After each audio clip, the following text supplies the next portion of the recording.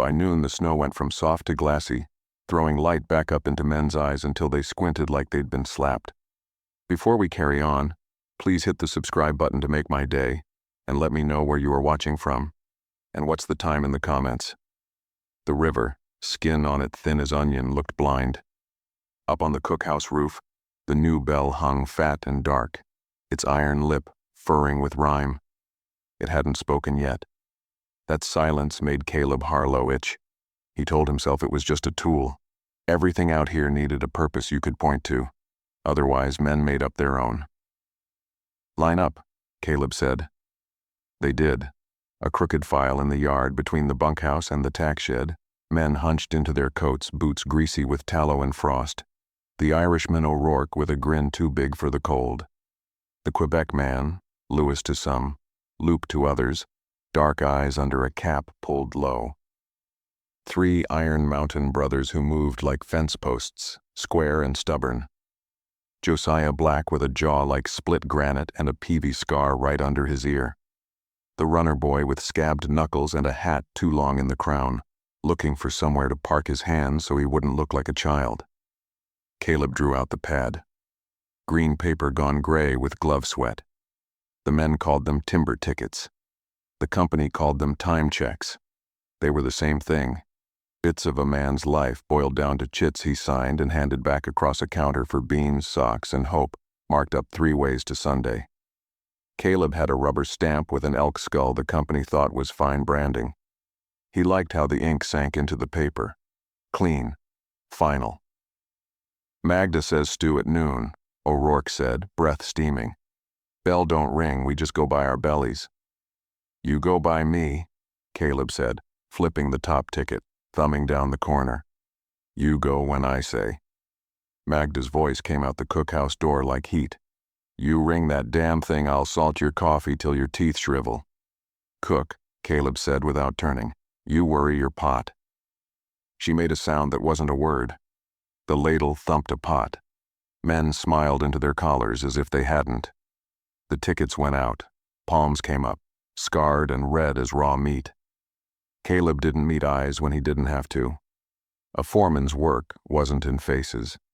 He counted bodies and hours, feet of timber, horses, saw teeth, the distance a shout traveled in snow. He kept it all in columns inside his head, neat as ledgers he'd been whipped for smudging back when he was a boy wearing a shirt with a collar too tight. When O'Rourke stepped up, the paper stuck to his palm. Not from sweat, from blood. Dark in the cold, it made straight lines across his knuckles, neat as penwork. "You bleed on my books," Caleb said. O'Rourke didn't look sorry. He didn't look anything. "Timber bleeds first," he said, quiet. "We just follow suit." "No poetry," Caleb said. He pressed the ticket in. A drop fell. It made a coin mark on the green. The bell above them held its breath. Past the yard, the cut yawned. Pines knocked down in ranks, pale ribs racked on skids, bark slashed and curling like old paint. Horses blinked and stamped. Steam feathered from their flanks. Down at the river, a skin of ice held and hummed, water pushing at it like a big dog nosing a screen door that wasn't latched right. In town, across 3 miles of bad road, the mill had gotten a new saw, and some wag had chalked a woman's name on her frame. Molly. When she ran, she sang. The men said she flung tooth chips like glass and ate caps when a man leaned too far. The bell didn't have a name. It was new, brought up on a sled and hung by a blacksmith who did good work with 1 thumb shy. "You name a child or a dog," he'd told Caleb over the anvil, metal ringing thin and bright. "You don't name a bell. It learns its own." Caleb had wanted to argue. He'd bought it. It was his. That ought to settle naming rights. But he'd counted the cash out 1 bill at a time, and the blacksmith had looked at the money like a man reads a sign he can't quite place, and then glanced toward the river in a way that made Caleb let the talk die. He didn't like arguments he couldn't win. Midday, the cloud cover thinned and the cold loosened its teeth just enough for the camp to steam. Horses, men, the cookhouse roof. A bunkhouse stove thumped as someone fed it, iron ticking like a cricket. The bell stayed dumb. Caleb collected the last signature, felt the weight of the pad thin in his pocket, the way a man feels the weight of his own choices when he's alone in bed with the light out and the dark listening. He told himself he ought to go ring it. Get men to chow, set the habit strong. The sound meant something, and the something was his schedule. He set his jaw to it. Then he saw Magda in the cookhouse door, shoulders like a barrel and an apron flour-whitened, lifting her ladle like a warning. "Try me," she mouthed. He didn't. Let a cook think she had one corner of the world. A man had to choose which battles to fight and which to leave sleeping. Afternoon went to blue, the kind that crept up quick and turned talk thin and mean. Caleb did his rounds. He checked the tack. He checked harness lines for rot, where the rivulets dribbled into them all day and froze the leather hungry. He ducked into the bunkhouse and put his hand on the stove and told the men there to shove the bunks 18 inches apart, so when one man coughed, the other didn't take it like a gift. He stopped at the office, a little room with a door that stuck and a window that always had a rim of frost on the inside from his breath. He stacked the day's tickets. He counted the matches left in the tin because counting made his head quiet. He looked at the bell out the window. In the last of the light it was a lump, iron black absorbing the sky. Night came. The temperature pegged up a half-inch, the kind of dirty mercy that makes trees snap later. In the bunkhouse, bodies turned and sheets rustled. Coughs ticked through the stacks. In his office, Caleb put his boots on the footboard of his cot so no boy with a pair too small would slip them off him while he slept and claim they got lost. He lay down and told himself he'd drift. He'd grown good at sleeping, like a man sips booze when he has to make it last. The river made a sound under the ice like someone humming in the next room. He focused on the hum. At 2 a.m, the bell rang. Once. That was all. No ceremony. Not the clean 3 that said fire, nor the fast 5 that said a man was under a tree and everyone who could run had better. One strike, and the camp lifted its head. Caleb sat up. He listened with his mouth open a little because some sounds go in better that way. He waited for the second toll. He counted to 10 in his head, slow, the way a priest had once taught him to say an act of contrition when he didn't have a sin to hand that felt proper. At 10, the bell gave up another single note, iron speaking to cold. He went to the window. The glass showed him a ghost of his face, an older man's mouth. The yard lay thick with powder, undisturbed but for the trail of the night boy who kept the stoves honest. The cookhouse lamp had smudged itself out. Smoke in the chimney made a slow S. The bell swung a little, enough to make the rope tail flick, but there was no wind to explain it and no man in sight. He put on his coat. He stood a breath in the cold, the kind of air that eats the inside of your nose. Then he stepped out, boots taking the yard snow with that squeak that says February's got its hand on your ear and it won't let go. "Who's there?" he said because his mouth needed work. The bell wasn't a bell in the dark. It was a presence. A blacker black with a wet sheen to it, shoulders he could feel in his teeth. The rope hung motionless now, stiff as if it remembered being hemp alive. Caleb climbed the ladder to the little platform. The wood had gone glass slick. He put one glove on the rope and it bit him cold. Frost feathered the braid. The iron lip stood inches from his face. He smelled something like old pennies. "You're mine," he said. "You swing when I pull." It occurred to him, not for the first time out here, how easy it would be to talk wrong and not notice until the result came up and took a bite out of him. He'd been a boy who served mass once, 3 towns south and many years thinner, learning when to ring a bell and how not to breathe on holy metal. The thought embarrassed him, and the embarrassment made him contrary. He took out his pocket knife, little bone handle worn smooth, cut a nick in his thumb and pressed it to the rag Magda had tied around the fall of the rope where it burned hands. Blood made a dark, tidy kiss. He felt stupid doing it. He didn't know why his hand knew how. He wiped his thumb on his pants and climbed down and went back to the office and lay on the cot and stared up into the dark until it had outlines. The bell didn't ring again before morning. He told himself good. He told himself he'd check the knots and the tie and test the gallows. He slept like a man loses a fight in a dream. where he keeps throwing, and the punches don't land.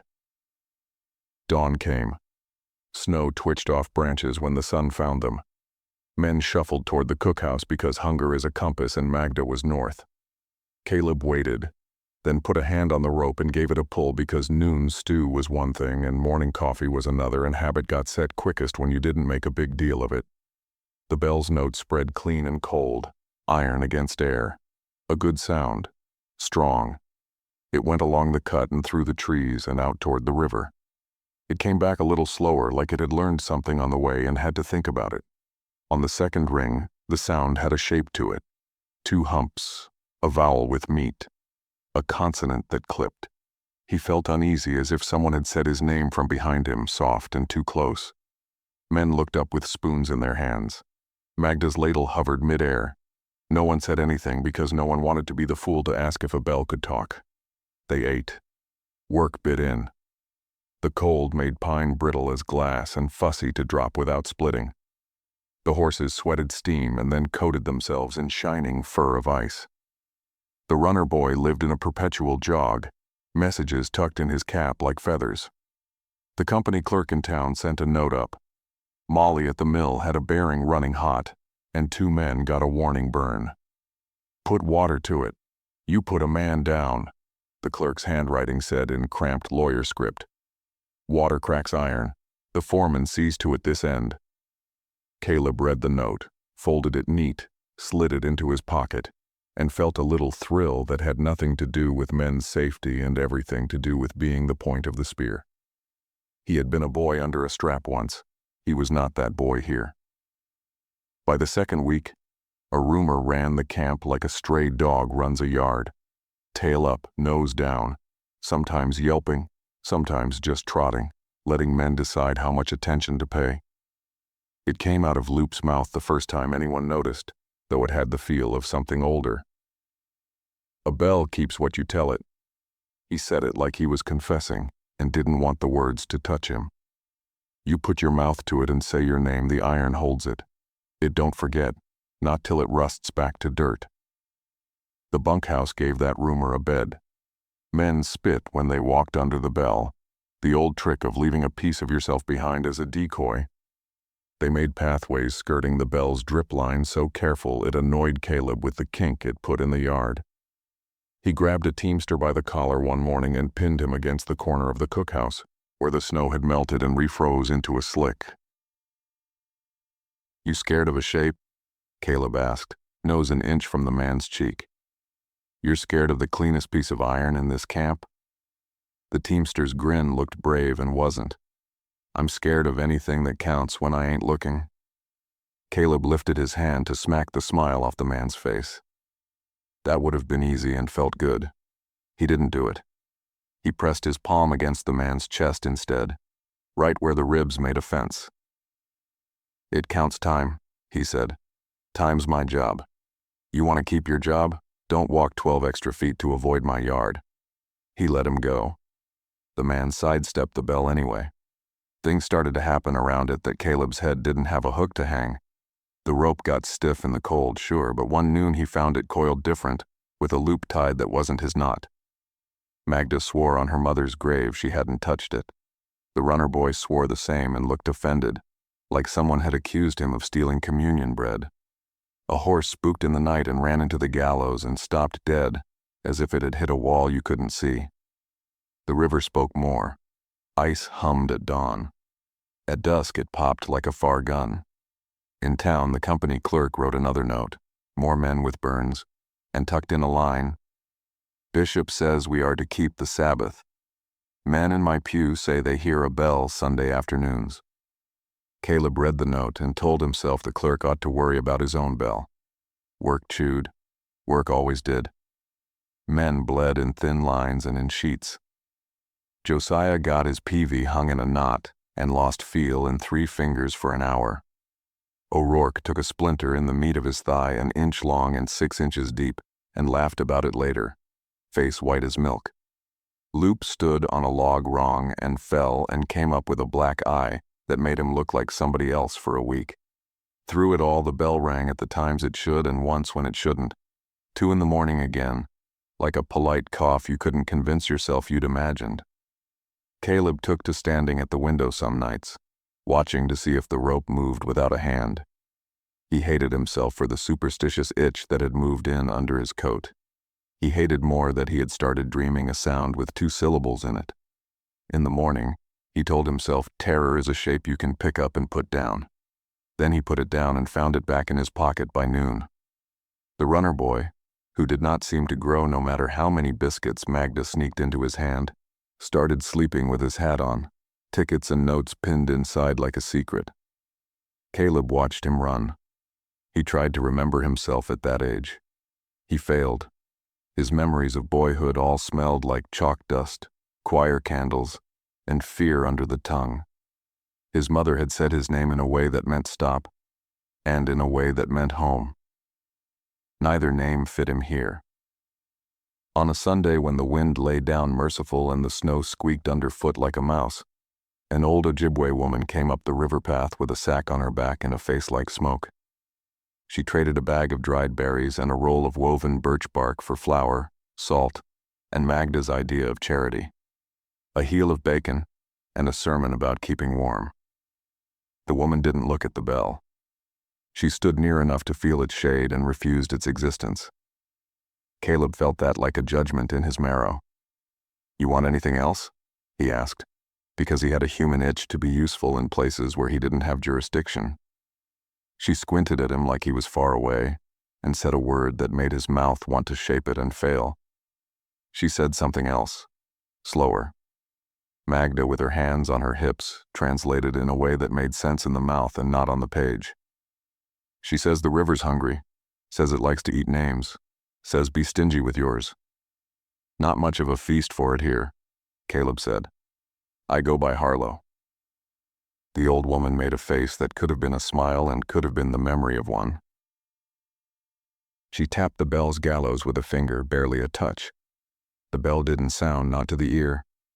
Caleb felt a tick in his bones, a tiny thrumming like the floorboards before a dancing starts. "When iron remembers," she said in that slower way. "It don't forget, not till it goes back to red dirt." She pointed at the river. "Don't let water and iron talk long. They get big ideas." She went away with her sack.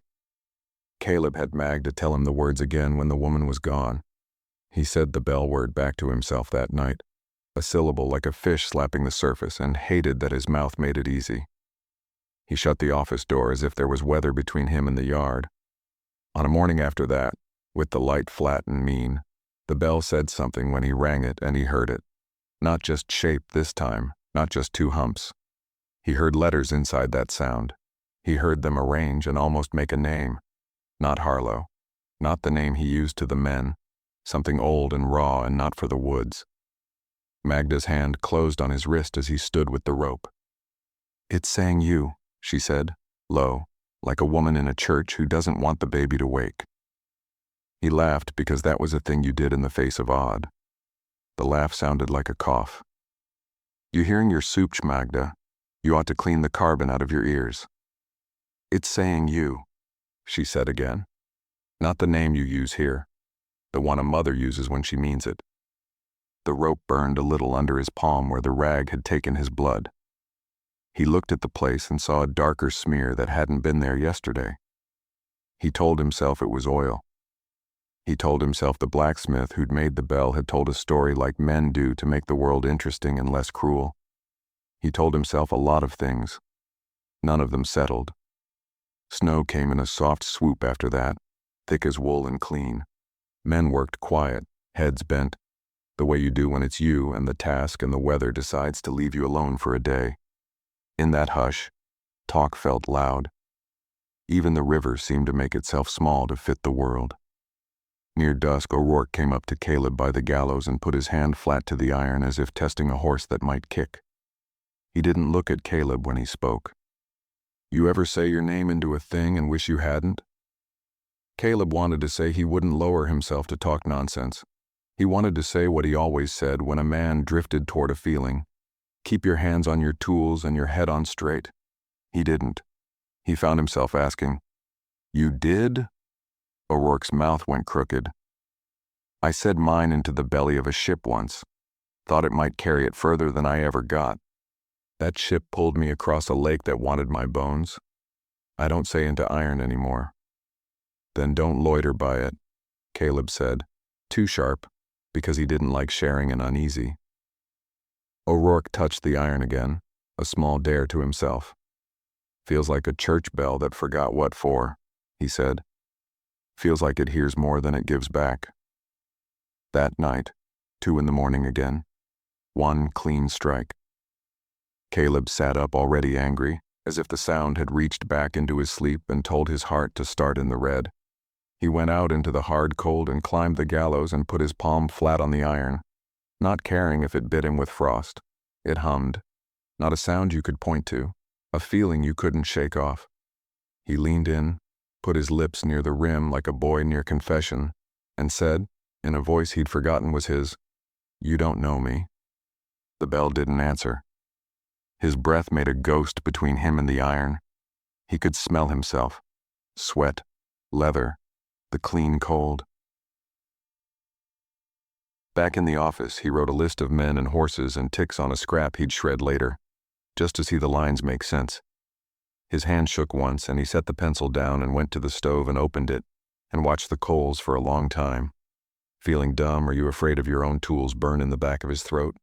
He slept in pieces. Mornings got warmer, nights got meaner. That's how February breaks you out here. The woods started making sounds like ribs being pried apart. A spruce went, 200 yards into the cut, top snapping under weight, the sound a flat crack like a man's leg. The men flinched as a unit and then went back to work, because fear eats if you feed it.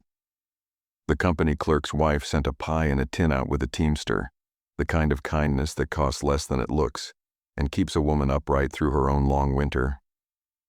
Magda tasted it and said the crust was too proud of itself, and then ate a slice big as a book and licked her teeth clean and didn't like herself for enjoying something soft.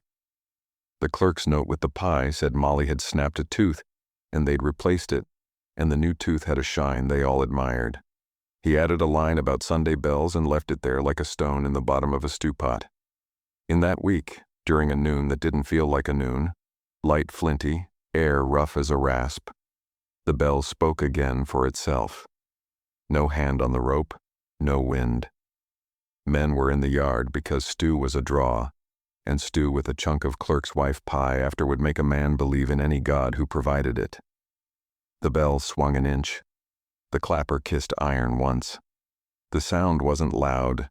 It ran thin and deep and went into the trees. Men froze, spoons in air, bread half to mouths. Magda's ladle stopped mid-pour, a ripple at the stew's surface like something just under. Loop muttered a prayer in French with a little Ojibwe caught in it around the edges the way spices catch in fat, and O'Rourke kept still in a way that made him look young. Caleb put his hand on the rope. He didn't pull. He held the stiff braid like he'd hold a horse's bit when a green boy had the reins a touch too high. The iron breathed once. He felt it through his glove, the way you feel a loved one turn in the bed with you and know without seeing. In that breath was a word. He knew it. He knew it in the place under his shirt that had grown quiet and careful on purpose, because a man who runs a camp puts something away if he wants to keep it. The word almost formed the name his mother used when she wanted him home before dark, when her voice softened and made a bowl of the air. He stepped back from the rope like he'd been burned and made his face mean so the men would be braver. The men pretended they hadn't heard a thing. They ate. They went back to the cut. Magda stirred and didn't stir. The boy ran, notes pinned in his hat like small flags. That night Caleb wrote a letter he didn't mean to send. "Your servant," he wrote at the bottom because that was habit the company liked. Above it he wrote, "I'll leave come spring. Find someone else to carry the ledger." He folded it into thirds. He tucked it under the ledger book as if you could press a thought flat and make it less likely to get up. He dreamed the bell. He dreamed iron cool against his lips and a word the iron wanted him to admit to. He dreamed the river under ice with a voice in it like someone singing in a hallway 2 doors down. He woke with the taste of iron like blood at the back of his tongue, and found he'd bitten it in his sleep, and the blood on his lip had dried in a tidy line that looked like someone had drawn it there with intention. In the morning, he rang the bell for coffee, and the bell said the two-syllable word and the second syllable had an edge like a knife. Magda stood at his elbow and said, without looking at him, "You don't put your mouth to it. Not now, not later." He said he hadn't. She said she didn't think he had. She said she knew he wanted to.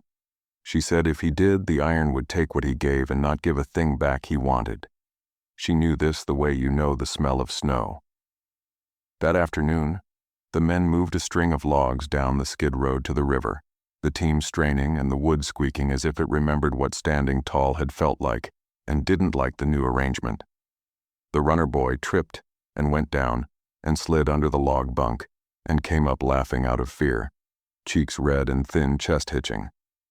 Caleb caught him by the scruff, hauled him up onto his feet, put a hand flat on his hat brim like he was leveling a table. "You paying attention?" Caleb asked. The words came out too hard. He saw the boy flinch. "Yes, sir," the boy said. "Always. My foot." "You get one foot," Caleb said. "Make it the right one." He let him go. The boy ran. Caleb watched him go and felt a pinch at the base of his skull like a weather change. The bell swung in the corner of his eye just a hair, like a man deciding to speak. He didn't look at it. He made himself not look. The rumor sharpened. A brush cutter swore he saw breath slide out of the bell when no one was within arm's reach. An old hand from downriver said he'd been on a crew once where a bell learned the fire code after 2 burns and then used it for its own mind. "It likes 3s," he said. "Lived by 3s all winter and went bad by 3s in spring." O'Rourke started saying grace before he ate loud enough to be a joke and quiet enough to be a shield. Loop carved a small wooden cross and pinned it to the bunkhouse post with a nail he'd sucked rust off of. Josiah told them all they were fools and touched the cross on his way out the door. Caleb measured men's fear against the work, like he'd measure slack in a line. He saw it wouldn't hold long without a give. He thought about bringing them whiskey. He thought about telling them a story about a bell that couldn't hurt you. He thought about ringing it at odd times to prove it was his. He did none of those things. He decided to act like a person who believes in what he's saying and let the men borrow courage off him like men borrow fire. That's half a foreman's job, lending out the shape of your certainty. He rang at noon. He rang at dusk. He rang in the morning. The bell behaved when pulled. It spoke when it wanted, once in the night like a hand tapping a table to remind a room it was there. The river got loud under its skin. The air changed its taste. Soon, everyone said. Soon the ice would go, and with it the season turned meaner and faster. A drive does not forgive. A river does not go backward. On a late evening that leaned toward thaw, Caleb stood under the bell alone and felt the gallows creak above him as if a tall man shifted his weight. He put his palm on iron and felt that thrum again, small and steady, like a thing alive. He looked up through the gallows at the blue of it up there, the cold star prick not ready to be night. He thought with the clarity that comes before a hard thing that he had to make a trade with this iron. He didn't know what he had that the bell wanted that it didn't already take for itself. Names, Loop had said. Time, Caleb had always believed. Blood, O'Rourke's hands had offered. Maybe a shape of all three. He took his hand away. He didn't speak. He stood in the yard and listened to the town bell, a different metal, a different throat carry thin across the miles. Molly at the mill sang too, a high silver line when someone ran a board too fast.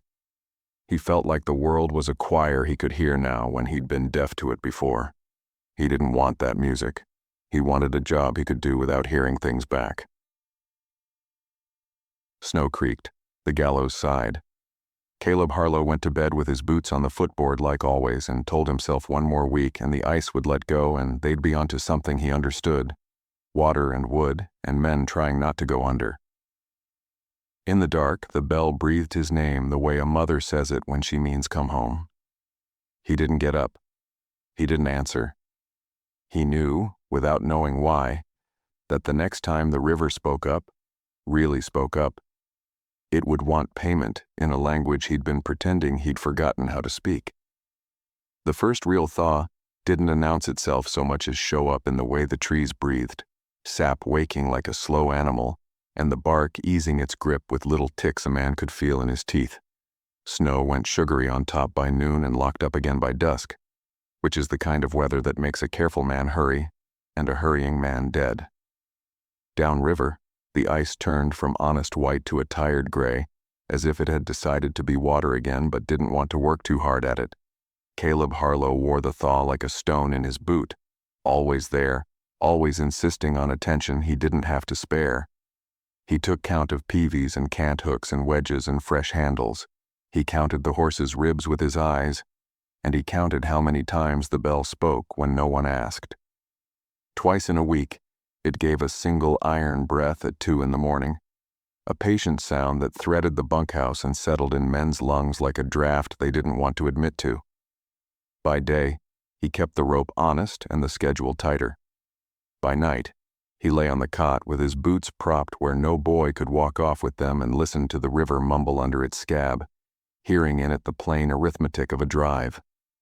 So many logs, so much water, so much time, and a remainder that was always blood. He told himself a man could chew fear like jerky, hard, salty, serviceable, and make a meal out of it if he had to. Magda watched him the way a woman watches the first pan of biscuits of the day, not because they're special, but because they set the whole tone if you scorch them.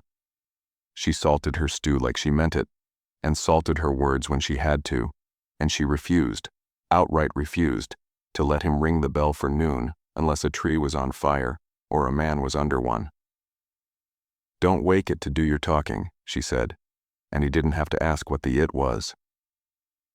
The men began to listen for what wasn't there. They'd look up from a snarl of chain or a wedged sled and hold themselves still as owls, heads cocked, and then shake it off and get back to it, pretending their bodies hadn't gone tight in places you can't stretch out.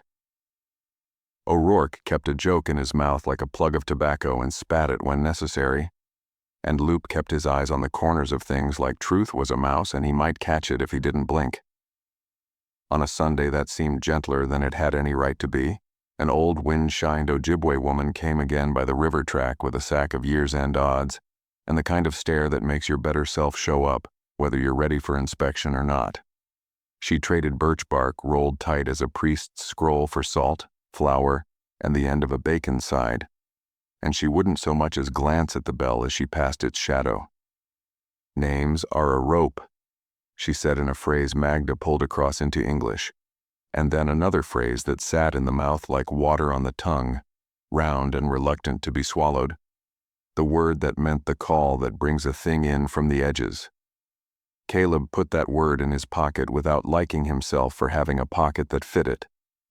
He told himself he was a foreman, not a witch's apprentice, and then he caught himself glancing at the rope for the stain of his own blood where the rag took it, darker now, as if iron had a memory for him specifically. He began to wear his gloves even when he didn't need them, the way a man covers a mole he started to suspect. The thaw loosened tongues and timber both. A rollway slumped and slid with a sound like someone tearing a bedsheet, and 3 men jumped back in a tidy leap like boys at a creek, and only Josiah didn't spill his pipe tobacco. He swore and said they'd built the brow logs honest, and it was the season that was crooked, and nobody argued, because it felt like the kind of thing that might be true. Molly in town started singing in a higher register as bearings warmed, her voice cutting a clean silver line across the yards to anybody who had ears for her. The clerk sent up a note in his stacked narrow hand that 2 men had gotten kisses from the hot boxes, and to remind the crew that a pail of water cures nothing but a foreman's temper if he wants to be mad about something. Caleb folded the note and put it away as if he were putting away weather. That night the bell spoke not to the camp but somehow inside it. The rope didn't move, the gallows didn't creak, and still the iron made a sound like a held breath. And in that breath Caleb heard the shape of a 2-syllable word that could have been a name if he'd let it. "Not me," he whispered. And the ridiculousness of whispering to metal didn't stop him, which told him something he didn't like. He took stock the next morning like a man counts coins after a bad dream of robbery. Horses, thin but keen, no sores that looked like a church picnic would make them worse. Tools, a break in a handle that could be mended, a tooth on a crosscut, saw that needed dressing, the PV rack short 1-iron that would be found under someone's bunk come payday. Men, frayed around the eyes. O'Rourke had wrapped his bleeding hands neater, rags tied like a man who'd learned from burning himself on a kettle once and never forgot. Loop's black eye had gone to that green-yellow that says a man's healing whether he wants to or not. The boy runner, hat pinned with notes like a bird showing off, had a winter cough he tried to hide in his elbows and sometimes forgot to. Caleb told him to drink the syrup Magda left in a cup by the stove and not to argue about the taste, and the boy nodded with a solemnity that would have been funny if it hadn't landed like a prayer. He kept calling the boy Runner in his head because the name fit his job, and he hated himself, sometimes in the quiet, for not knowing the boy's mother's name, or the last name that might be written on a stone later if somebody had the decency to pay for one. When the Splash Dam boys chopped the V and set the gates for a test let, Caleb told himself he had no room for omens. He packed men along the banks, posted a river pig on the worst bend with a pike pole that knew more than some foreman he'd served under, and repeated the signals in his head like a catechism he'd stopped believing, but remembered well enough to pass the test. Magda came down to the water not because she wanted to, but because she couldn't make herself not. Hands on her hips, apron thrown over a sweater that had been darned more times than a reasonable life should require. "Don't ring unless you have to," she said, which was a thing she'd said too many times to be taken for nagging. The bell above the yard hadn't been asked to referee a river yet, but every camp had a code and every code began with a sound, and Caleb knew what 3 hard strokes meant to men on moving wood. He didn't like that the iron would be the one to say it, but he liked better that his men would live if it spoke. They pulled a gate. Water shouldered out like a bull, and the first ranks of timber took a breath they hadn't had a right to take since a saw bit them. The river woke quick and the ice groaned a language older than sawdust, and the drive began in the small way a storm begins. Just a few steps past nothing, and then suddenly everything. The jam came on a bend that had always acted honest until that moment. Logs bunched in rows, a brown whale back with the sheen of cold sun on it, and the whole pile quivered and held, a held breath the size of a church. Men with pike poles ran like mice across a table full of plates, and they made brave because bravery is a habit you hope to master before you need it. "There," Josiah said, chin jutting at a spruce laid crosswise under 4 fat pine, butt end pinned in a pocket, where root met rock like a fist. He spat and climbed out, belly down, peavy teeth making a sound against bark that made Caleb's gums ache. O'Rourke and another hand ran ropes to throw on the butt if it loosened, and Loop took a place on the up-current side where a man could step wrong and go under without leaving a ripple a mother could point to later. "Bell," someone shouted, not naming it by name as if that might help. "Not yet," Caleb barked, seeing in the geometry of wood and current a way out that didn't require iron to call the tune. He knew the sequence by the numbers on his bones: shift the key, break the back, run the tail, and pray nobody's foot goes where hands should. Then Runner, doing what boys do in a world made by men, found the one place a child could put a foot and be punished by physics alone. He slipped off the glazed edge of bank ice into water that looked shallow as a saucer and proved deeper than forgiveness. He went under with a small sound that hurt worse than a scream, a hand up once, a mouth up once, and then he was a shadow under the jam with a whole winter's worth of bark and hope pressing down. Time goes to a thin string in a moment like that. Every man in earshot grabbed for rope or pole or prayer, and the river didn't care because rivers don't, and that's their virtue. Magda made a sound that split the cold like an axe splitting pitch, and she looked at Caleb like he was a lever she could pull to move the world. "Ring," she said. He was already running, boots making fists of snow, the yard a smear under his feet, the gallows a scaffold waiting. He hit the platform on a breath and the rope burned his palm through the glove where his blood had once made a kiss, and he hauled like a man ringing down heaven's door. The bell answered in that two-syllable word that wasn't a word. It hit the air and ran down the cut and came back from the spruce with every tree making a mouth of itself. And the second syllable had a blade in it, and the first was a hollow lull. Men on the jam stuttered in their movement and then froze because something in the sound wanted them listening. And listening is a death here if you do it when you should be moving. "Off it," Caleb shouted, ringing again. And the bell said the same two shapes, and he heard in them the name his mother had used when she meant "come home with your shirt tucked," and he hated the way it fit in his ear. He heard the name a priest had put on him when chalk and water had made him clean for a morning, and the rest of the day had done what days do. He heard himself as a boy and as a man and as a ledger both, and it felt like the iron was doing arithmetic on his life. "Off!" he screamed, and that was his voice and not the iron's, and men went, jumping back to banks like startled crows, and Josiah left his peavey in the key and rolled, and the jam held with a sound like a man holding a cough. Runner did not come up. The world narrowed to the bitter line of the rope, the shape of the bell's mouth, and a debt Caleb suddenly and perfectly understood.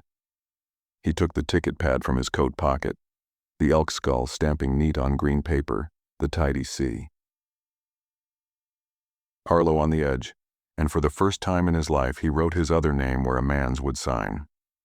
Not Harlow, not the camp name that fit like a coat you wear because it keeps weather off, but the one his mother had said in a kitchen that smelled like onions and soap and hope that never quite went right side up. He wrote it in letters careful as a schoolboy, and his hand didn't shake because truth steadies you even when it ruins you. He climbed up and put that name in the iron, lips close to cold, speaking into the bell the way a man speaks into a hole he's digging. Personal, involuntary, ill-advised. The bell trembled like a horse who knows your scent and doesn't yet know if you've brought the bridle or the sugar, and the rope slipped around his wrist once, a small loop that could have been comfort and could have been claim. "Take me," he said in the river's word for calling a thing in, the one the old woman had given him like a knife you're not sure should be in your house, but let the boy go. The bell struck itself, just once, a tone that made the ice on the far bank unremembered in the ears of men, and the jam gave like a tooth pulled from a jaw that had hurt too long to be wise about it. The spruce key slithered, the pile rose and shook itself and slid, and brown water took what was its and ran, and the men on shore grabbed lines and shouted like old soldiers hearing a retreat blown when it should be, and somewhere under all that wood a boy was spat out like a bad swallow. They pulled Runner from a pocket where current had made an air that could have been mercy if it had lasted 2 more heartbeats, and they slapped his back and called his name and the name he'd outgrow, and he coughed up the river and began to cry like a calf, which is the right music. Caleb felt the rope still on his wrist though he'd let it go, and he looked down at the rag where his blood had kissed weeks ago, and saw it had gone from a stain to a color the rope wore, like it was woven in. And whatever he'd thought a bargain ought to look like, this didn't feel like winning it. Magda looked up at him with her mouth a hard line and her eyes a wet one, and she said just one thing. "No more." No more what? She didn't specify, and she didn't have to. O'Rourke sat down in the snow, like a man who just remembered he had legs and wasn't sure what to do with them, and he laughed once, an ugly sound he couldn't help, and then put both hands over his face and came away with blood that wasn't new. Loop crossed himself and then touched his fingers to the river in the way of his grandmother, and Josiah rethreaded his jaw and went to looking for his peavey, because men do chores after miracles. The bell rocked once more, all on its own, and then went as still as iron knows how to be, which is not very. Caleb, who had meant to be a man who could leave a room and have that be the end of it, found that the room had come with him. He went to his office and put the ticket with his true name on it in his cheek like a coin for a ferryman he didn't believe in, and he didn't chew and he didn't swallow, and he stood by the little iron stove while the paper softened until it tasted like wood and ink and a decision he couldn't spit out. He set the unsent letter, "Your servant, leaving come spring," on top of the ledger, and then slid it under again, as if you could hide what you'd already said out loud to a bell. That night the bell breathed steady, not loud but regular. a sound like someone in the next bunk sleeping on their back, and he couldn't make it stop by being angry at it. He dreamed of a gallows that was not a gallows, but a gate. And he dreamed of the old woman's word, and he dreamed of his mother saying his name in both the ways, "Come home and don't." He woke with his wrist aching where the rope had laid a mark faint as a ring you don't advertise, and the ache held all the way through his first coffee and his second, and through the act of pretending that coffee fixes everything. The camp changed the way a face changes when you learn a secret about it you can't unlearn. Men walked under the bell less and around it more, and then pretended they hadn't, and they spit not for luck anymore, but to give the iron a decoy name made of spit and tobacco juice. The cross loop had pinned to the bunkhouse post, stopped being something men touched only to make someone else smile, and became a thing they brushed with fingers without thinking about it. Magda made Runner sit by the stove when he wasn't running, which is to say she made him sit more than he liked and less than she wanted, and she rattled the spoon against the pot lid when he tried to sneak out early. "Tell me your mother's name," she said one afternoon, too quiet to be anything but church, and the boy did, and she said it again, as if saying it in this room would be a kind of insurance. Caleb overheard the name, and did not say it to the bell, and did not say it to himself because he was not a man who did a foolish thing twice on purpose. He rang the bell when he had to, and when he did, the iron said that word again, two pieces like halves of a fence looking each other over. And sometimes, toward dusk, he thought he could hear the third syllable hiding its face behind the second. He told himself he was imagining it because imagining can be put down if you choose, and then he caught himself stopping in mid-yard to listen, and realized he had not chosen. By then, the ice had turned to black lace in places where the river takes decisions away from you, and the men had started carrying their pike poles like canes even when they weren't on the water, as if a thing with a sharp end could keep balance for you. The blacksmith who'd said a bell learns its own name came up one day with a box of rivets, and a face like a man walking into a funeral to which he'd been invited late. He looked at the bell and didn't speak to it, and he touched the gallows and said the spruce had taken a twist and to watch the bolts come spring, and then he told Caleb unasked, "You ain't the first to tell a bell something and get an answer you don't like." Caleb wanted to tell him to take the iron back and he'd count out cash again to be rid of it, and he didn't, because he knew in his bones that the bell was a debt the camp owed to the way the world is made, and not an item you can return for store credit. He thought about hauling it down and rolling it into the river to see if water would make it dumb or kill it, or carry it to a town that deserved it worse. He pictured the iron sinking like a promise and then sitting down there humming where fish sleep, and the picture made the hair at the back of his neck stand up the way it does when you walk past a cemetery at a trot for no good reason. He told himself the gallows would rot and be replaced 3 times before the river forgot his name, and the math of that didn't comfort him. Work didn't stop because a man had made a bargain in a wind that didn't care. They moved wood. They greased skids. They bent their backs into harness and leaned with horses, and they took jam after jam apart with pike poles and curses you could taste in your teeth. They counted the living at chow without counting them, and they counted prayers without paying for them, and the bell minded the hours with an attention that felt too personal. The boy runner began to pause by the bell when no one watched him, which is to say never, and he put his mouth close to iron without touching it and said his name the way a boy says his name into a barrel to hear it come back bigger. Magda caught him once and clapped him on the back of the head, not hard, just a punctuation mark, and said, "You don't feed a thing that already eats too much." Caleb pretended not to see because he could not stand the idea that a boy might make the same mistake he'd made and be better at surviving it. At night, when the camp's breath went animal and warm and the bunkhouse shook itself like something alive turning over, the bell would let a sound out so small a man could say he'd imagined it and let that be the end of it. Caleb stopped letting himself off that easy. He kept a tally in his head the way he did for feed and miles and tick marks on a beam to show how many cuts in a day. Nights the iron breathed, nights it didn't. Mornings it said the 2-syllable shape. And one dawn when he was sure, absolutely sure, he heard a 3rd syllable tuck itself on like a child holding to a shirt hem. In a town 3 miles away, a different bell in a tidy steeple tested its own throat on a Sunday afternoon. and some said they could hear another answer in the distance that wasn't the echo of anything made for prayer. The clerk sent a line out with a teamster about it, and crossed it out and sent it anyway and wrote under the crossing, "Maybe wind." Magda smirked when she read it and said wind had better things to do than carry chatter from the woods, and then she folded the note and put it in a drawer like it was a recipe she might want later. Caleb took his ledger out after lights out and wrote nothing in it for 10 minutes, because sometimes the only way to keep a tool honest is to show it who's running the shop. He put his hand flat on the page and could feel the faint impression of days and names and numbers he'd written before, and he thought of how the old woman had said iron remembers, and he wondered what paper does with what it's told.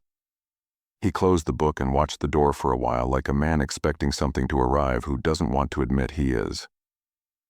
The thaw didn't turn to spring so much as run headlong into it one morning when the sky quit being pewter and went to tin for a spell.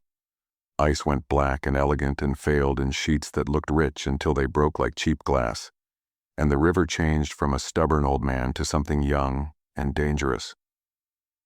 On that day, with everything wet and sharp, the bell didn't need pulling to say what it wanted to say. It swung a finger's width and let out a tone like a seam opening, and Caleb felt it in the healed places inside him and in the places he'd never let heal.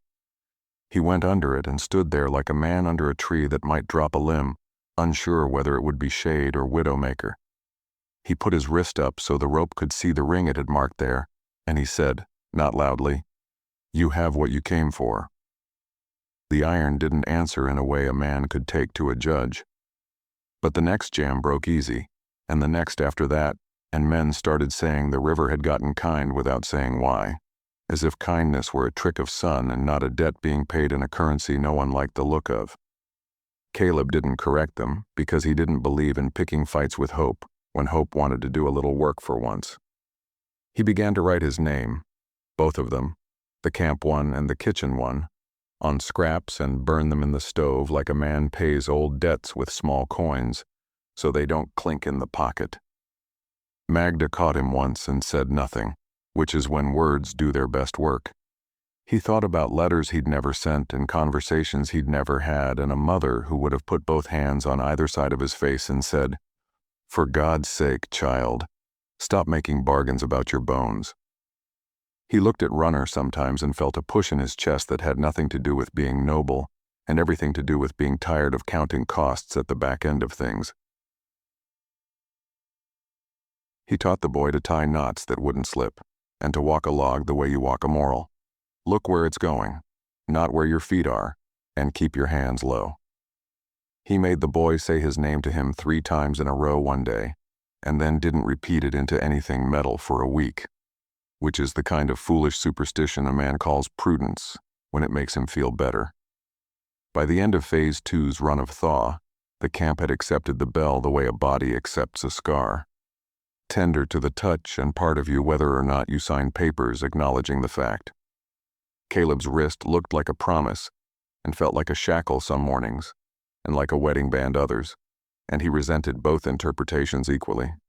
He slept light and rang when he had to and didn't when he could help it, and in the spaces between he heard the iron breathe, and in that breath lived the 3rd syllable he would admit to soon enough.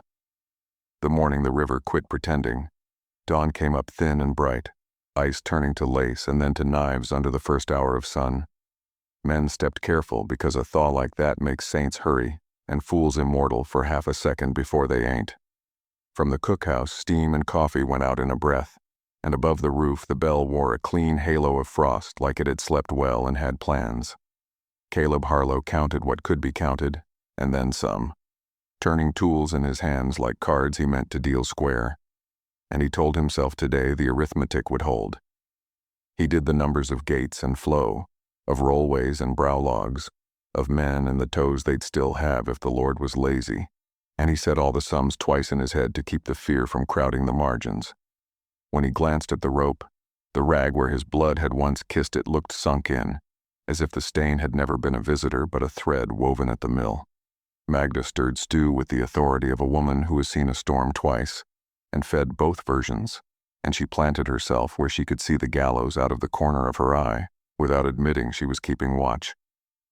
"Run your hours with your mouth, not with that iron," she said, not looking up, not asking for an argument, just posting a rule where men could see it and be held to decent. Caleb nodded and didn't promise nothing, because the river was a partner today whether he liked the contract or not. Loop walked the bank with a pike pole and the patience of a man checking fence for breaks that haven't happened yet, and O'Rourke wrapped his hands neat with rags that had learned the shape of blood and didn't mind it. Josiah Black spat into a seam between logs and said the bend a mile down had been good to them till now, which was the kind of thing a logger says when he's about to ask a favor without meaning to. Runner hovered like a quick thought, hat pinned with notes and orders, cough small as a secret he meant to outgrow by spring. They pulled the first gate and the river took it like a man finally allowed to speak, all at once and without courtesy. Logs slid into motion with a grateful groan that made teeth ache in the listening, and wood hit wood with the sweet, stupid optimism of anything newly freed. Downstream, the V they'd chopped in the ice opened its mouth and the first rank slipped in like confession. A small jam formed and went obedient when a river pig put a shoulder to it, the way a dog lies down when you use his name right, and men laughed a little because laughter cleans a blade. The second jam humped and then shrugged like a man adjusting his coat, and was gone before anyone could invent a story about it to tell later. By the third, voices went quiet, and hands found rope without being told, and the bell above the yard breathed once without swinging, and Caleb felt it like a thumb to his pulse. In town, Molly sang high and hot, a silver wire of sound that cut through the air so clean a man could shave on it, and someone swore they heard the camp bell answer in the distance, though no one was there to pull. The clerk's note came up with a teamster, a bearing replaced, a finger kissed and bandaged, a sermon about water and iron that was really a sermon about pride, all folded into neat lines like laundry. Magda read it, snorted, and stuck it under a plate to keep a draft from fiddling with lunch, which is what civilization looks like in the woods. By noon, the river had the bit in its teeth, and men learned the day's particular meanness the way you learn a song you didn't ask to hear. Loop slipped on snot ice and windmilled and found himself again by luck in a pike pole with a mind of its own, and O'Rourke's rag went red where he'd sworn it wouldn't, and Josiah's curse words got short and simple like prayers. Runner ran, and each time Caleb saw him in the edge of his eye he felt a checking of the sums the way a man checks a door he knows he locked. The bell kept honest time when asked and dishonest time when it wanted, which is to say it breathed at 2 a.m. and once at noon all on its own. And the noon breath made spoons stop mid-air as if iron had declared a fast. Caleb gripped the rope and did not pull and did not let go, holding the middle like a man keeps a story from breaking bad at the table. He heard in the iron's mouth the 2 syllables he could not stop hearing, and behind them, upstream, downstream, somewhere in the bone, he heard a third getting brave.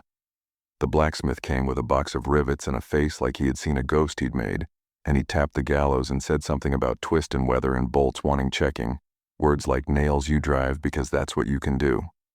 He did not look the bell in the eye because a man who's learned not to stare at his own mistakes is a man who's learned something, and he told Caleb soft, "Don't give it what it asks for twice, or it'll learn to ask for more." Caleb said he'd be damned if iron bargained with him, and the blacksmith said iron don't wait on permission from the damned. Magda put a plate in Caleb's hands and said, "Eat while you can," and when he didn't move the fork, she took it back and set it down and said, "Fine, then watch me," and ate his food in front of him because pity wastes. She told him a bell story from a country she'd left on purpose where metal had listened too close to a village, and he tried to laugh it off as the way old folks dust their memories with flour to make them stick together. He didn't succeed, not because the story was good, but because it fit too snug in the places he'd been pretending were empty. They moved another brow, they eased another sled, they greased another road, and the day bent without breaking, which is sometimes mercy, and sometimes the prelude to something with teeth. By mid-afternoon, the light went to copper in the puddles, and the air had that wet metal smell that says you're in the wrong part of a clock. Men looked to Caleb for when to breathe and when to break, and he counted with his hand on the rope because the rope had learned to count him. The big jam came exactly where Josiah said it wouldn't because old kindness turns cruel first, and the pile rose in a long, flexing back and then set, every log listening for orders. Caleb saw the key 3 logs in and a butt pinned in a root pocket, as if the river had grown a hand for this, and he talked men into their places with a voice that could make a horse lower its head. O'Rourke bellied out with a line. Loop took the shadow side where men go missing. Josiah set his peavy with a vengeance, and Runner stood too close until Magda's ladle knocked his hat off from 30 feet away without her leaving the shore. "Hold till I say," Caleb called, and the call had the shape of the bell's second syllable because some debts learn your handwriting. He put his hand on the rope and felt the loop slide like an old habit up to the notch his skin wore for it, and the bell shivered once as if someone had spoken to it in a language it preferred. He remembered, like a bruise remembers a door jamb, the old woman's word that pulled things in from the edge, and he tasted iron where there was none. "Not yet," he told the iron, which is a foolish sentence if anyone's counting, and he motioned Josiah to bite and twist, to loosen the key like a tooth that's ready. Josiah did, all will and cussedness, and the log moved, and the jam lifted an inch and thought better of it and then sat back down like a mule in the road. Water climbed where it had no business, quiet as a lie that's been told too long to notice itself. "Ring," a man shouted, who didn't mean the bell so much as anything that could answer the question the river was asking, and the word hit Caleb's ear and turned into his mother saying his kitchen name in a tone that meant, "Come home now." Magda said nothing, because she had already said everything that mattered, and she stood like a cliff. Runner's eyes were big as a deer's on the wrong side of a road, and his breath made clouds that looked like the first words of a prayer he hadn't learned yet. Caleb pulled and the bell spoke, and this time no one could pretend it hadn't said a word, because the 3-syllable shape came out whole, and the 3rd syllable ached in a way that made knees remember childhood. The sound went into the trees and came back wearing pine on its shoulders, and men moved without thinking because when a name is called right, it moves a body for you. They scrambled off the pile, they made shore where shore could be invented, and Josiah rolled and came up grinning with river in his teeth, and O'Rourke dragged a line like he meant to tie the river to a tree. The jam didn't go, it thought. In that terrible pause, the bell swung without help, and the rope made another loop around Caleb's wrist as intimate as a promise, and he heard the iron say something like the name he had put into it, not as an echo, but as a possession. He had the sudden clean knowledge that some books don't close until they get the page they've been saving a ribbon for. "Let it take me, and you let them go," he said in the river's word the old woman had given him like a blade that cuts both the bread and the hand, and he felt foolish and holy at once, which is how bargains make you feel before they make you pay. Magda said, "No." A flat board of a word that would have built a house if you had enough of it, and the look on her face was a country he wished he had moved to sooner. He kissed the rope with his thumb where the ring lay and the bell trembled as if pleased to be understood at last. What happened next? Men later would translate into wood and water and luck, because men who keep their hands in dangerous work like their cause and effect tidy. Josiah would swear he got the peavy tooth in just so, and Loop would talk about a puff in the current that looked like a sigh you could see, and O'Rourke would say the line caught right where it must have, and Magda would not speak of it at all. But Caleb knew the bell's mouth had formed a word that was a name, and that the river leaned toward it like an animal too long unfed. The jam broke. Not in a roar, but in a convulsion, a shudder that ran from butt to tip and back again, and then the whole back of the beast slid, and water took it and made it into something obedient and fast, and men on the bank shouted because shouting makes a man think he had a hand in grace. A log under Caleb's boots shrugged, and he found himself stepping down into air, which behaves itself until it doesn't. The rope tightened of its own idea, and his wrist answered yes before the rest of him had a vote. And then he was moving where the river wanted him as if he were a thought the water had decided to finish. He thought he would fight, he truly did. A kicking and a clawing and a calling on names he'd shelved for later. But what came up in him was relief so pure it embarrassed him, even as the cold took his mouth. He laughed once, a sound like a cough swallowed wrong, and then iron closed the distance and water closed the rest. 2 men saw him go, and one made a grab and got only a sleeve that tore like old paper, and the other shouted a word he'd be repeating in his sleep for the rest of his good days. Magda's hand went to her throat like she was stopping a bell inside her from swinging, and she held it there until the iron above the yard stopped moving of its own accord. Runner ran without orders, along the bank and then further, eyes on the current like it might be reasoned with if you addressed it proper, and he tripped and got up and kept going because boys learn that lesson as many times as it takes. Downstream, Wood made a raft where no raft had any business being. A tangle so thick the sun lay on it like the floor of a church, and in that backwater where the river forgot itself for a minute they found Caleb pinned and perfect as a story that didn't want revision. They pulled him out because it mattered, because you don't leave a man in water if you can help it. And they set him on the bank and made certain motions with hands and breath because it's wicked to stop working just because you know. The rope mark on his wrist looked like a ring no priest had blessed, and the bell up in the yard went still as iron can be, which is to say not all the way. They burned the pad with the elk's skull in Caleb's office and the stamp and the tidy printed C. Harlow like you burn a plague house after you've taken what you can use out of it, and men who thought themselves too sensible for such gestures did not stop anyone. Magda closed the ledger and put both palms flat on it for a count of 10, and then took her hands away and wiped them on her apron as if paper leaves residue. Runner sat with his hat in his hands and his name on his tongue and did not say it aloud to anyone, and Loop lit a taper and stuck it in a knothole and let it burn out on its own. The bell stayed, because what else do you do with a bell that has learned to be more than what you paid for? They tried a sledge once, 2 men with shoulders like doors, and the irons sang and the sledges sang back and nothing changed but the looks on the men's faces. Someone said roll it to the river, and someone else said you can't drown a sound, and that was the end of that particular courage. At dusk, the wind came down off the ridge with the smell of good pine pitch and bad decisions, and the bell, with no hand near it, swung 1 inch, and spoke the 3-syllable word that had carried Caleb to his sum. On the far bank, the spruce took the sound and softened it, and sent it back like a neighbor, admitting he heard you, and wasn't going to call the law. Men stood still and counted the living, and then counted them again, and each count came out the same in a way that made eyes wet. Later, when the night had taken its place and the bunkhouse breathed, Runner crept out to the gallows and put his mouth near the iron, and said his name on purpose. Not to give it away, but to be known on his own terms, if the thing insisted on knowing.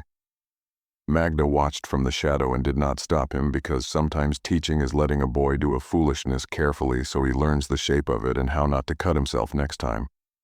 The iron took the small name and tucked it away without malice, and for once the bell felt less like a mouth and more like a ledger wanting to be balanced kindly. In town, someone would swear they heard 2 bells at once the next Sunday, one tidy and one with burrs on it, and the clerk would cross out the line he wrote about it and then send it anyway, because keeping quiet is a sin in some small, useful way.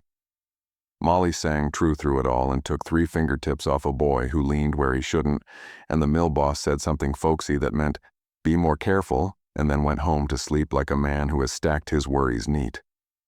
In the camp, men lay awake and set their palms on their own ribs like they were checking for rattles, and the wind ran the ridge like a dog. When morning came, the river looked like it had learned manners in the night, slick and fast and polite as a thief with his hat in his hands, and the bell looked like weather had given up on changing it. Loop carved a small notch in the bunkhouse post for Caleb and didn't say as much, and O'Rourke wrapped his hands fresh and told a joke that landed like a penny in a jar that was already full. Josiah stood with his peavey and stared at the place where a man had gone under, and came up different, and then lit his pipe and got on with it because that is what duty looks like when you can't call it by name. The drive still had miles in it and jammers yet, and a dozen places where a man could be made small, and the bell had a voice and a memory and a taste for syllables it meant to keep, and the camp had to choose whether to live beside that fact, which is a kind of bravery that pays out slow. Magda set the ladle in the pot and put a plate in Runner's hands and said, "Eat," and the boy did, because sometimes obedience is a sacrament that keeps a boy's heart going. Above them, iron waited like an old story that would have to be told again right to be worth the telling. The morning after they found Caleb downstream, the river moved with that guilty neatness a thief gets when he's already made off with what mattered and doesn't intend to be noticed again. Mist lifted in shreds off backwaters where wood had slept and learned to forget, and the jam scars along the banks looked like a town ledger after a fire. Black in places, blank in others, and full of missing numbers no one wanted to set down a second time. Up in the yard, the bell sat its gallows like a bishop who'd said too much in public and was pretending he hadn't, iron lip clean, rope loop fallen back to a simple hang, as if it had never learned the shape of a wrist. Men moved quieter than the day required, work hands doing work habits with a politeness that isn't often found in a logging camp unless something holy or mean has happened among them. O'Rourke wrapped his hands with fresh white and made a joke to prove his mouth still worked, and the joke landed the way a penny lands in a jar that has been full too long. A thin little note without echo. Luke put a taper in a crack in the bunkhouse post and didn't say a word about why, and Josiah set his peavy on his shoulder and stared at the river bend as if it were a man he might fight later if the crowd was right. Magda stood in the cookhouse door and watched the yard like it was a stove she'd left on low, the kind you check without looking like you're checking, and when Runner tried to slip past her with an empty hat and intentions, she snagged him by the collar and set him on a bench with a bowl and a look. "Eat," she said, which was not about stew, and he ate, which was not about hunger. After, he took his hat, slipped outside, and drifted under the gallows like a moth testing a lamp that had burned its last cousin, mouth near iron, breath small. He didn't speak his name this time, not because he was afraid of iron, but because he understood in a boy's way that names could be a tool or a wound, and he did not trust his own hands yet with either. He put 2 fingers to the rope where the loop had learned Caleb and said a word that wasn't words, just a promise you make without language, and the iron answered by not answering at all, which was mercy. From the far pines the wind made a small opinion and let it go. By noon a man from the company came up the road with a hat too clean for any kind of honesty, and a paper in his pocket that said Foreman in the places where a signature fits, and he had hands that said he understood ledgers more than knots. He announced to Magda's doorpost and to the men in the yard that the camp would not pause more than decency required, because wood doesn't grow twice for grief, and the mill's new saw Molly needed feeding. He said his name too loud and made the men repeat it in their heads, so they wouldn't have to speak it with their mouths and make it real. The new foreman tried to ring for chow as if iron were no more than a kitchen bell in a fine house. Neat little pull, wrist loose, the shape of command without its weight. The bell answered in the 2-syllable shape, and then let the 3rd syllable show its face for a blink, and the new foreman looked up at the mouth like a man who'd been handed a dog he didn't know was bit. His hand slid off the rope and he cleared his throat and said things about schedules that made sense in a town. Men did their work because that is a thing men do even when the world has gone a little sideways on its pins, and the river, having taken its receipt, behaved like a reformed criminal, polite, useful, and never to be trusted in a room with china. O'Rourke took a splinter longer than a finger out of his thigh and swore he'd named it for an uncle he didn't like, and everyone had the sense to laugh like they meant it. Loop started teaching Runner how to read the water in a curl the way you read the truth in a mouth you love, and Runner listened with the hunger of someone who wants to be a man, and not a story told about boys. The bell minded the hours under the new foreman's hand the way a horse minds a rider that doesn't seat right. It obeyed, but it remembered who had taught it what it was for. At dawn it spoke the first 2 shapes, the hollow and the blade, and at dusk it swallowed the 3rd as if to say, not yet, not for you. At 2 in the morning it breathed once the way a house breathes when you wake to the sense of someone standing in the room, and the new foreman slept through it because some debts don't see you until you look at them. A week on, the old Ojibwe woman came by with a sack of bark tighter than a preacher's jaw, and her face like a map someone had folded wrong too many times. She would not stand under the gallows, not even for shade, and she would not look at the iron, and still she said to Magda in her careful bridge of words, "It learned the first name and the last name, and the name a mother uses, and now it wants the one a man earns. Magda took that sentence and set it on a shelf between salt and flour because if you don't store wisdom where you can find it, you might as well feed it to chickens. Runner followed the woman down to the river at a distance, and she let him like a grandmother lets a cat trail her to the garden, pretending she doesn't notice for the dignity of both. She pointed at the water where it bunched and explained with her hands and a handful of river stones how a jam thinks and how it needs a word to be sent on its way.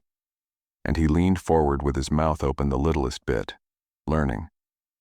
When she said the calling word that brings a thing in from the edges, he heard in it the bell's third syllable, like a hidden blade, and he flinched, and she nodded once because she had expected that and approved.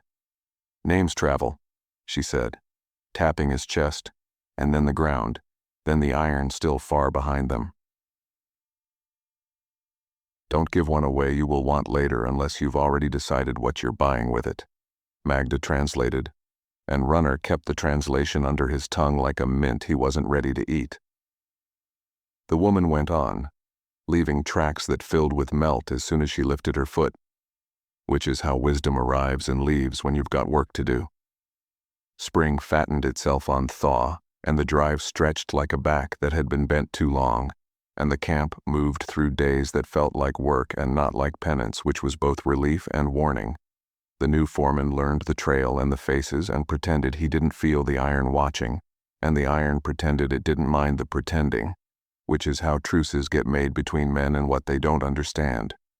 On Sundays the town bell and the camp bell sang different hymns across the miles, and sometimes their notes met and made a third sound that wasn't either, and was not comfortable.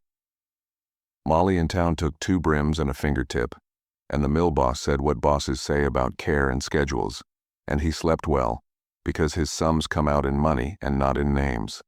Up camp, the bell's rope frayed where hands had worried it, and the rag where Caleb's blood had once kissed it wore thin as a promise kept too hard, and Magda tacked a fresh band there with a needle she heated and cooled like a doctor. She did not prick her finger, not because she is lucky, but because she is stubborn, which is a better charm. Toward the tail of the drive, when wood moves faster than thought, and men make choices their grandchildren will never hear about, a storm came over the ridge like a man late to a fight and eager to catch up. Lightning walked the creek bottoms and tried the muscled backs of spruce, and wind shoved the river in places that are none of wind's business, and rain made truth of lies men had been telling about how waterproof their coats were. The bell swung once without a hand, and said the first 2 shapes, and then held its tongue, and the camp held its breath, and the new foreman looked up at it the way a man looks at a horse right before it decides who belongs on the ground. A slow fire started where foxgrass had dried into tinder nobody respected, flame running like a rumor that had found its legs, and it laid a line toward the yard with a meanness that felt personal.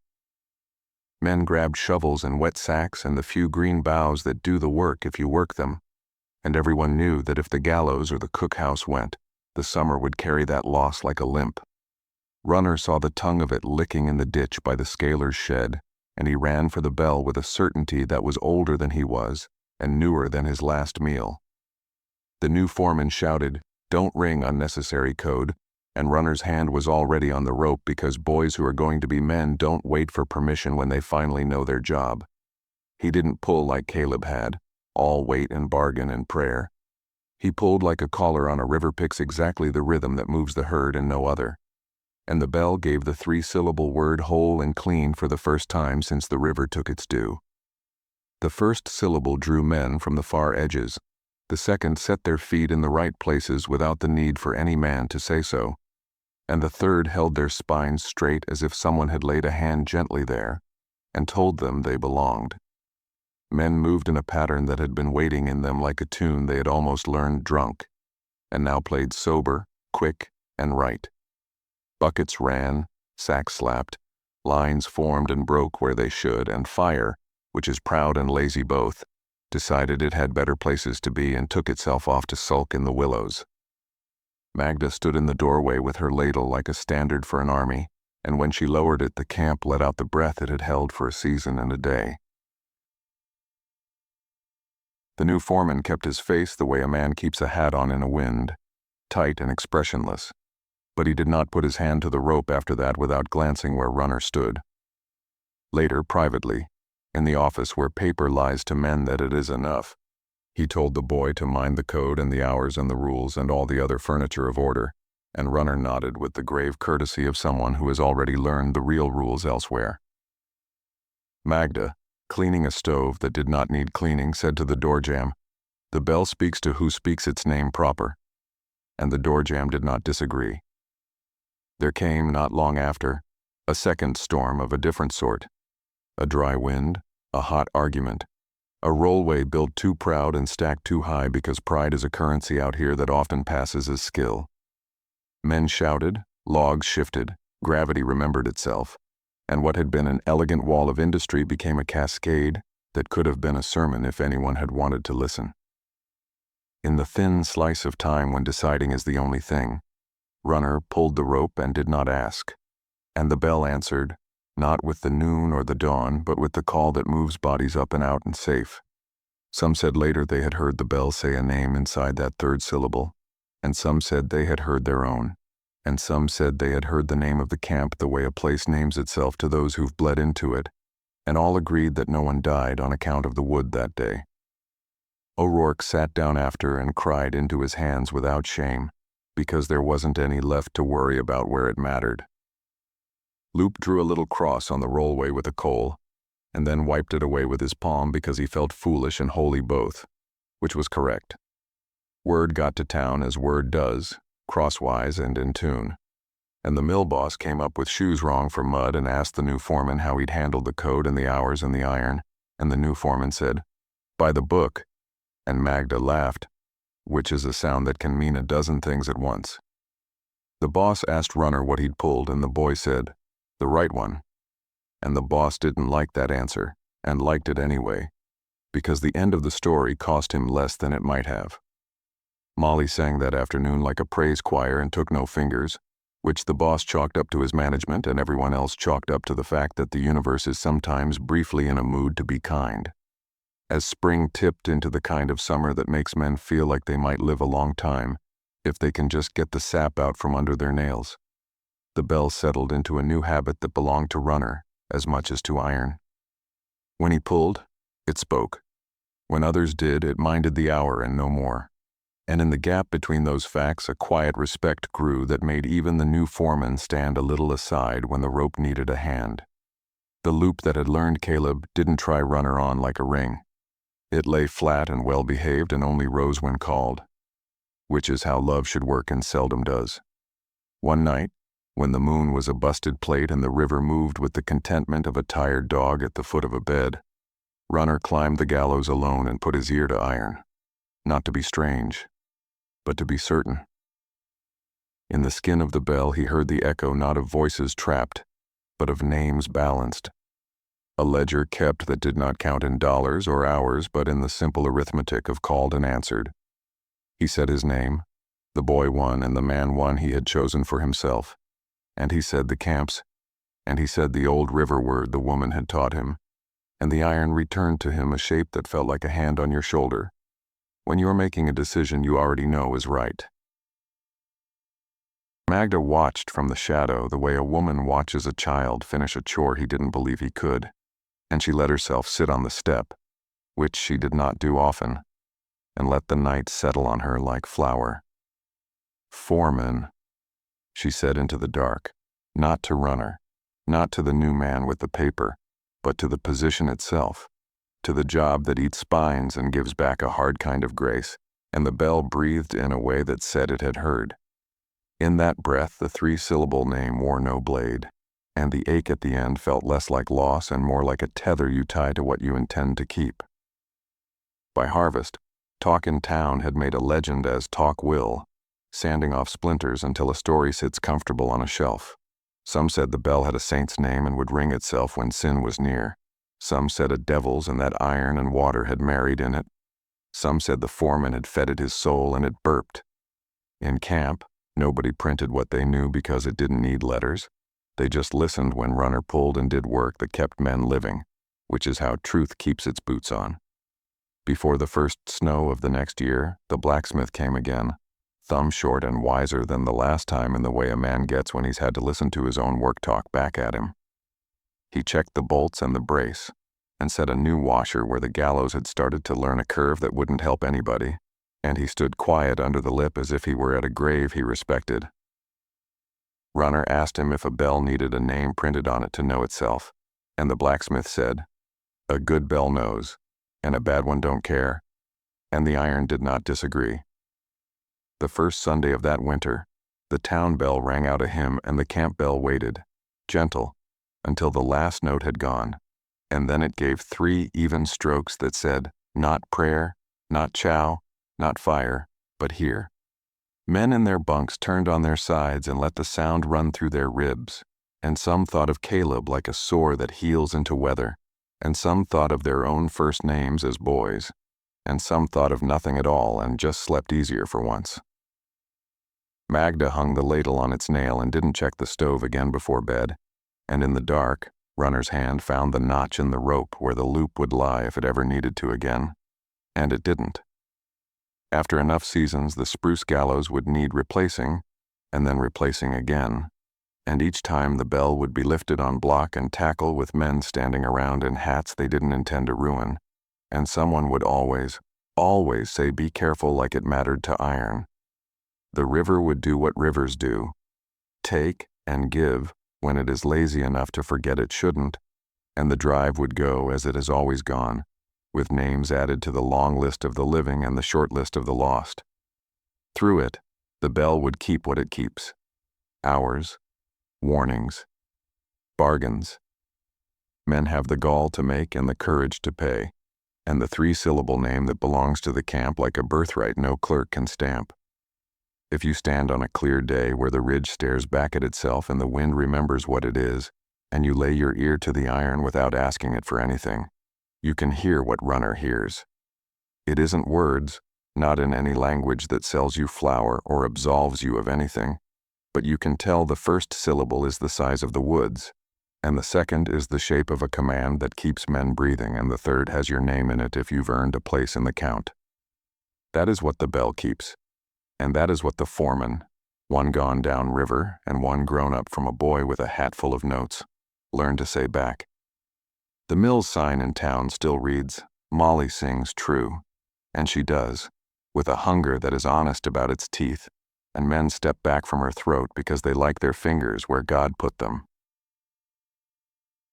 Up camp, the bell rings when it should and not when it shouldn't, and if it sways at 2 in the morning, it does so to remind the woods they're seen, and the woods, being vain like all old things, behave a little better for the knowing.